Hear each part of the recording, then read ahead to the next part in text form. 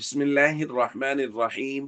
عن أبي الدرداء رضي الله تعالى عنه قال قال رسول الله صلى الله تعالى عليه وسلم: أكثر الصلاة علي يوم الجمعة فإنه مشهود تشهده الملائكة.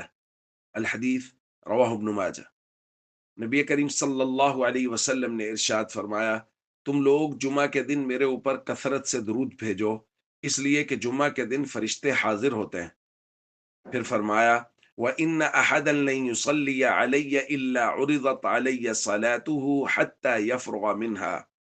اور جو شخص بھی جمعہ کے دن مجھ پہ درود بھیجتا ہے تو اس کے فارغ ہوتے ہی وہ درود مجھ پر پیش کیا جاتا ہے۔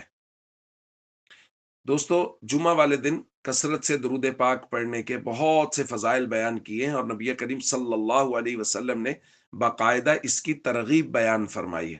اور بعض روایات میں می یوم الجمعہ و لیلۃ الجمعہ کا لفظ ہے کہ جمعہ اور شب جمعہ میں کثرت سے درود پاک پڑھا جائے۔ اس لیے ہم سب کو چاہیے نبی کریم صلی اللہ علیہ وسلم کے ساتھ اپنا تعلق مضبوط کریں، اور اس کے سب سے بہترین صورت کثرت سے درود پاک پڑھنا ہے۔ عام دنوں میں بھی درود پاک پڑھا جائے، لیکن جمعہ والے دن مطلوب ہے کہ کثرت سے درود پاک پڑھا جائے۔ اسی لیے چند ہفتوں کے بعد درود پاک کے فضیلت پر جمعہ والے دن درس بھیجا جاتا ہے، کیونکہ درس کا مقصد ہے کہ ہم مضبوطی اور پختگی کے ساتھ اپنے عمل پہ کھڑے ہو جائیں، یہ مقصد ہے، معلومات میں اضافہ مقصد نہیں ہے۔ اس لیے ہم سب کو چاہیے جمعہ اور شب جمعہ میں کثرت سے درود پاک پڑھنے کا معمول بنائیں۔